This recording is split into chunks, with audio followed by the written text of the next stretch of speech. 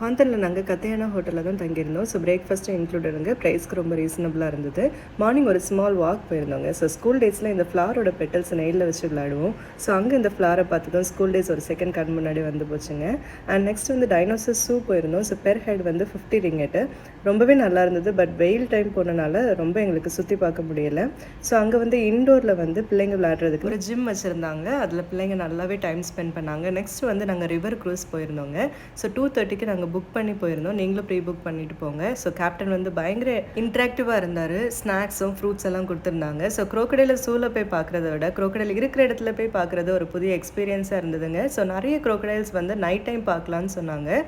5 மணிக்கு நாங்கள் குவாந்தன்லேருந்து கிளம்பிட்டோங்க. ஸோ வர வழி ஃபுல்லுமே இடியும் மின்னலுமா பயங்கர ஸ்கேரியாக இருந்தது. அந்த பெந்தோங் எக்ஸிட்டில் வந்து வேஸ் எங்களை திருப்பி விட்டுடுச்சுங்க. அப்படி உள்ள என்னதான் இருக்கு முருகேசா?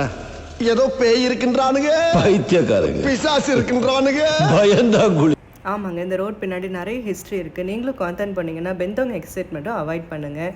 தேங்க்ஸ் ஃபார் வாட்சிங்.